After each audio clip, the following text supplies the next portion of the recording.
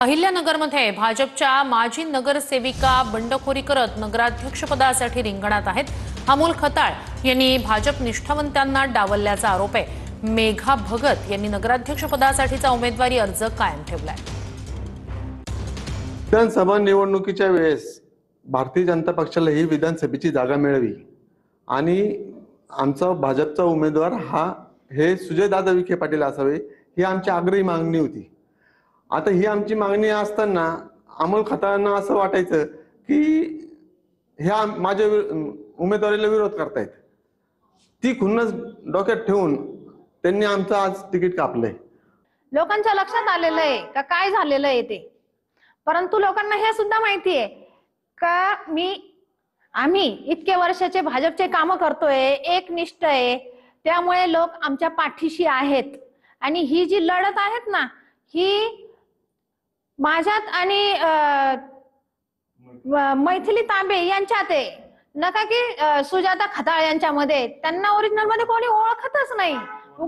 सुवर्ण खताळ यांच्यामध्ये आहेत।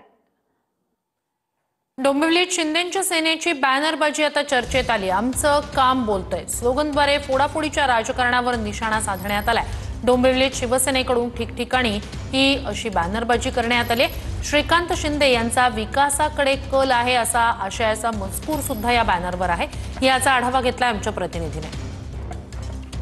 डोंबिवलीत एकनाथ शिंदे यांच्या शिवसेनेकडून लावण्यात आलेले बॅनर चर्चेचा विषय बनलेला आहे। या ठिकाणी शिवसेना एकनाथ शिंदे यांच्या शिवसेनेकडून लावण्यात आलेले बॅनर हे चर्चेचे विषय बनलेले आहेत। एकंदरीत या पूर्ण बॅनरवरती विकास कामाचा पाडा हा लिहिलेला आहे। ठाकुर्ली रेल्वे फाटक ते मसोबा चौक उन्नत मार्गाच्या उभारणी आणि त्याचबरोबर MMRDA कडून 36 कोटीचा निविदा जाहीर केल्याचा हा बॅनर आहे। खासदार श्रीकांत शिंदे यांच्या पाठपुराव्याला यश अशा आशयाचं बॅनर जे आहे ते या ठिकाणी लागलेले आहेत। एकंदरीत पाहायला गेलं तर गेल्या काही दिवसापासून कल्याण डोंबिवली परिसरामध्ये महायुतीमध्ये कुठेतरी खुसफुस सुरू आहे। शिवसेना एकनाथ शिंदे यांच्या पक्षाकडनं अशा प्रकारची बॅनरबाजी केलेली असल्याची राजकीय वर्तुळामध्ये आता चर्चा सुरू झालेली आहे।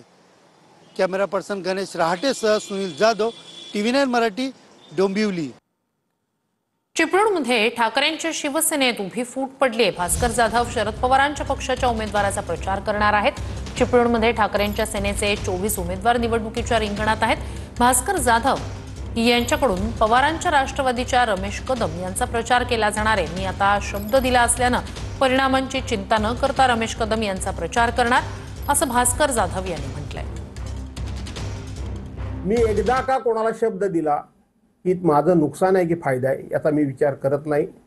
मी ठामपणे सांगतो, मी रमेशराव कदमांबरोबर जी चर्चा केली ती पक्षाच्या पदाधिकाऱ्यांनी येऊन मला सांगितली। मी नेता असलो तरी सुद्धा पदाधिकाऱ्यांनी सांगितली म्हणून मी चर्चा केली।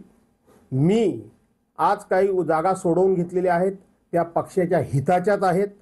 अजूनही आम्ही जर शहाणपणा दाखवला आणि आम्ही दोघे एकत्र गेलो तर पक्षाचा खूप फायदा होईल हा माझा ठाम विश्वास आहे। त्याच्यामध्ये जे गेले 40-50 वर्ष या शहरामध्ये मी जे पेरलेलं आहे ते ह्या निवडणुकीमध्ये उगवणार आहे। दुसरं काही वेगळं होणार आहे त्यातला भाग नाही। आणि आता भास्करराव आणि आम्ही दोघी एकत्र असल्यामुळं त्याला एक प्रकारचं जिळा वजन आलेलं आहे आणि तो एक कार्यकर्त्यांमध्ये सुद्धा आणि जनमानसेमध्ये सुद्धा एक साधा प्रकारचा उत्साह या निवडणुकीच्या माध्यमातून दिसते।